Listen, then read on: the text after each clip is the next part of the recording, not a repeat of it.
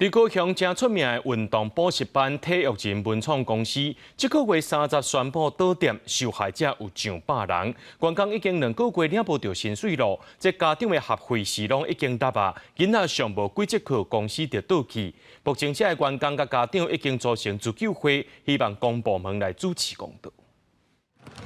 伫篮球场，真侪囡仔当咧练球，教练伫边仔指导，这是运动补习班的课程，前一天搁照常上课。补习班员工讲，公司伫30宣布倒去。员工表示，其实4当前公司的财务着亏损，拢是摕学生的学费来还。去年嘛欠员工的薪水，嘛有家长出面，讲家己已经纳买2万块的学费，24堂课，上课也未一半，家长是真无奈。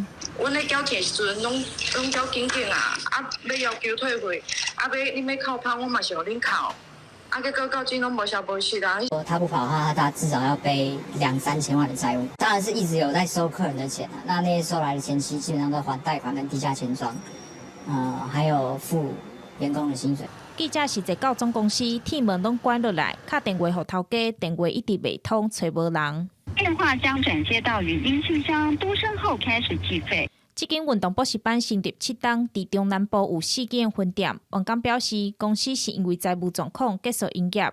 劳工局表示，目前业未接受到任何通报，且有期内员工准备相关资料，搁爱附薪水证明。另外，家长就要向消保官来申诉。与某运动教学业者倒闭，疑涉积欠教练工资一案，那劳工局目前并没有接获相关的检举或是陈情，我们将持续关注这个案子。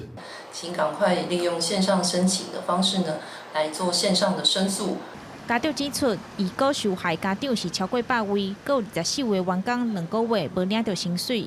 目前伊已经成立自救会，要向公部门来寻求协助。记者钟义辉、邱昭荣高雄报道。